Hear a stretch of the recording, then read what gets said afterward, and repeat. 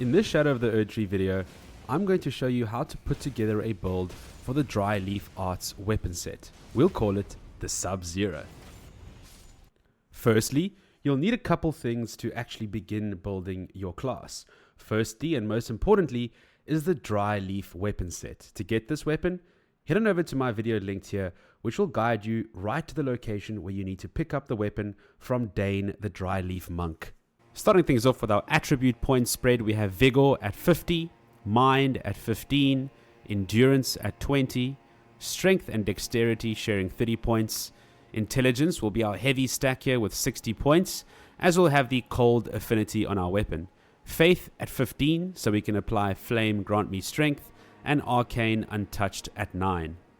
Next up, we have our equipment. Of course, the DryLeaf Arts weapon, our hand-to-hand strike weapon with the Cold affinity scaling with Intelligence, Strength, and Dexterity.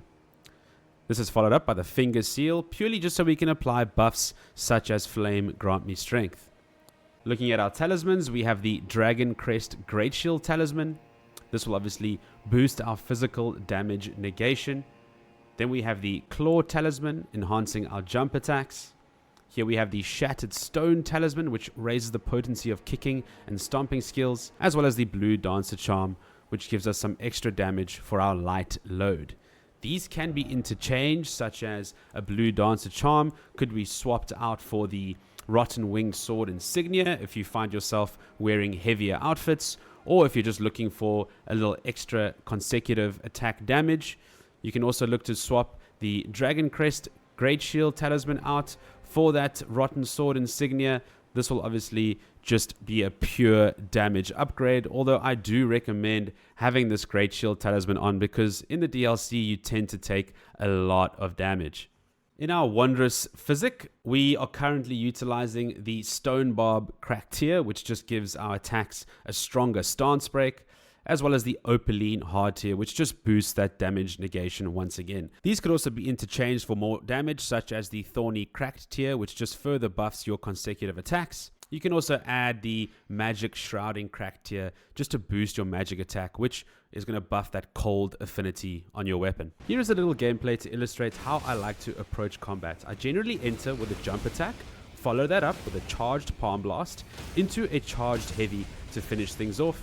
This time we get both a Frostbite tick as well as a full-on stagger for a critical.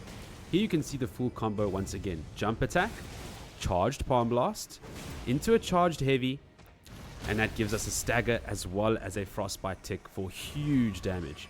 Here's an illustration of that Frostbite tick damage on a boss like Mesmer, still doing some impressive damage. Here I can illustrate the strength of a fully charged Palm Blast. As you can see, it has almost full poise protection, even against bosses, as well as some decent ranged and AoE for that pushback and heavy damage. Well, there we have it. I hope this video helped you out even just a little. If it did, feel free to leave a like and a subscribe and keep your eyes peeled for our future Shadow of the Erdtree videos.